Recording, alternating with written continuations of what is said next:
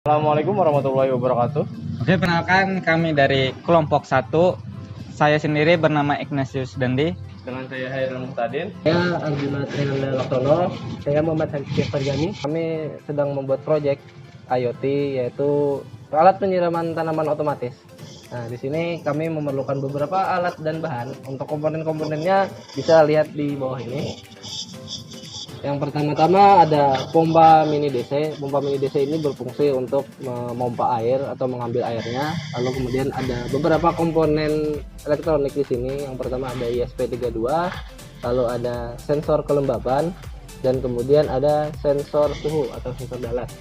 Dan ini beberapa kabel mengabelnya, ada kabel USB Type-C to USB biasa, dan ini ada kabel adaptor. Nah, yang pertama untuk kabel adaptor ini, kabel adaptor itu berfungsi untuk menghidupkan pompa, dan kemudian dari pompa ini nanti akan diatur untuk on off-nya di relay.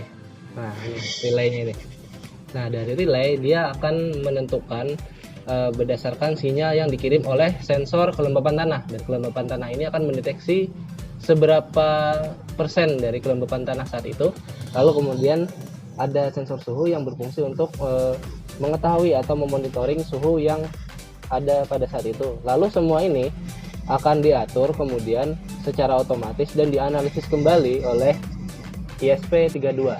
Dan untuk bagaimana cara menganalisisnya, itu akan dilakukan sebuah pengodingan atau membutuhkan coding. Dan untuk coding dan sistemnya akan dijelaskan oleh teman saya selanjutnya. Oke, kali ini saya ingin menjelaskan bagian coding untuk logika menyalakan dari sensornya. Tadi menggunakan relay itu ke pin 14, sensor dalamnya pin 323, dan untuk kelembapannya ke 34. Nah, untuk bagian ini adalah sensor dari kelembapan tanah. Sebelumnya kami sudah melakukan kalibrasi.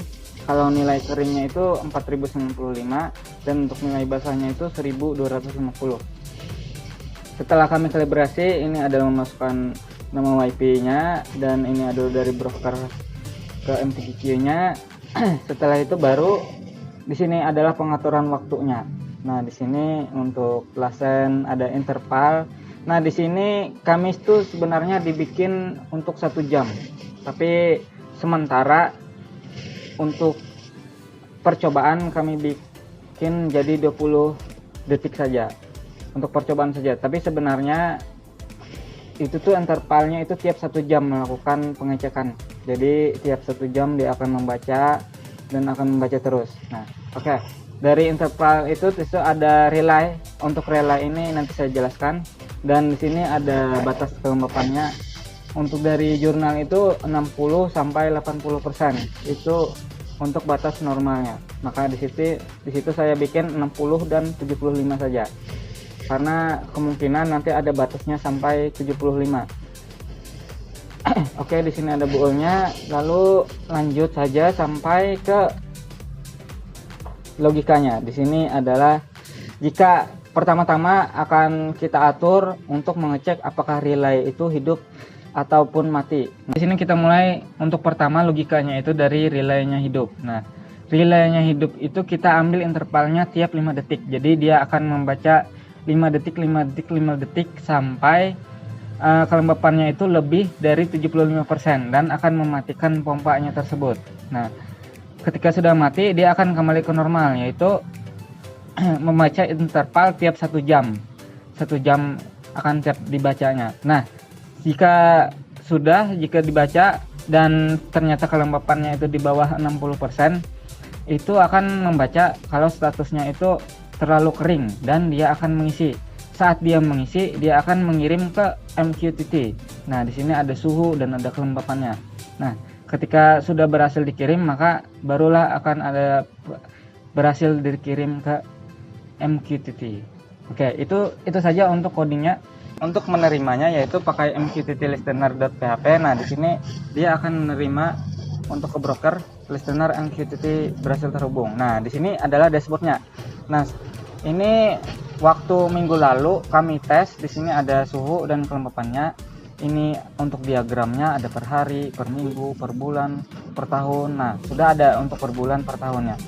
Nah, oke, kita tes. Di sini belum ada karena hari ini kita belum menerima deteksi sensornya. Nah, di sini historinya juga kosong masih. Nah, untuk Arduino-nya ini kelembapan tanahnya dari 81% masih tidak ada karena kami bikinnya masih lembab. Karena sistem dan codingannya sudah diupload oleh teman saya, di sini saya ingin menjelaskan sedikit tentang sensor kelembapan tanah. Di sini kita ingin mendemonstrasikan bahwa kelembapan tanah, kita beri contoh kan ya. Di sini kelembapan tanahnya itu basah. Kita terlihat di sini sensornya kita rendam, dan kemudian apabila sensornya kita rendam dan mendeteksi kelembapan tanahnya itu basah, maka pompanya tidak akan menyala. Nah, coba kita angkat sensornya, lalu kita keringkan sedikit. Nanti kalau sensornya sudah menangkap bahwa kelembapan tanahnya itu kering, selanjutnya dia akan mengirimkan sinyal ke relay, dan dari relay dia akan memutuskan untuk menyalakan pompanya. Nah, kalau pompa sudah menyala, berarti dia akan menarik air dan akan segera mengirimkan atau menyalurkan airnya lewat selang. Nah, coba kita lihat di sini, dan teman saya Sensornya telah berhasil. berhasil. Selanjutnya kita masuk ke bagian dashboardnya. Dari pertama tadi kita lihat bahwa di sini tadi kering dan di sini sensornya menerima. Nah, di sini ini adalah penerimaan dari standar MQTT-nya. Jadi ketika sudah terima, dia akan mendapatkan bahwa suhunya ini berapa, kelembapannya berapa. Nah, ini karena tadi testing, jadi kelembapannya itu 0%. Jadi diterimanya ini seperti ini. Nah, kemudian di sini ada lihat ini tadi untuk kelembapan tanahnya masih 0%. Oke, kita lihat dashboardnya. Untuk di dashboard ini seperti awal tadi tidak ada, tapi kita refresh, kita lihat. Nah, akan ada data-data yang diterima. Tadi kami sudah mentes untuk bagaimana keringnya. Nah, ini sesuai yang kami lakukan tadi. Ini saat di jam 3.28, jam 3.26, atau mulai dari jam 2.24 tadi.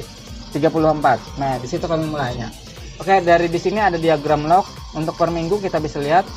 Nah, untuk per minggu masih ada. Untuk hari Kamis tadi kami bikin per bulan.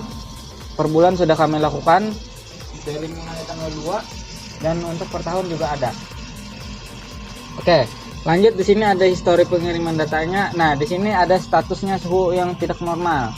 Nah, ini berdasarkan dari suhu 24 sampai 28 itu adalah suhu yang normal. Namun jika suhunya itu lebih ataupun kurang dari itu, maka dibilang tidak normal. Di sini kita lihat ada 30,8, ada 30,6. Ini dianggap tidak normal karena yang normalnya itu suhunya 24 sampai 28.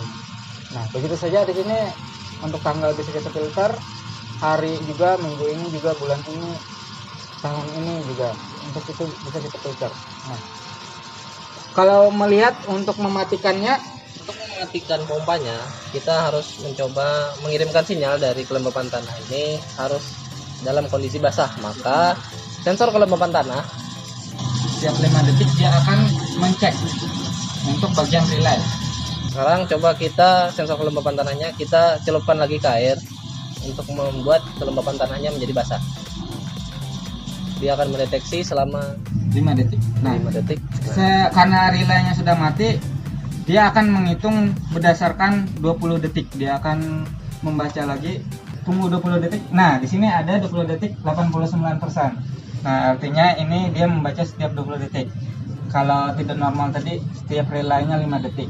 Begitulah demonstrasi dari kelompok kami, demonstrasi tentang alat penyiram tanaman otomatis dari kelompok 1. Sekian, terima kasih. Wassalamualaikum warahmatullahi wabarakatuh.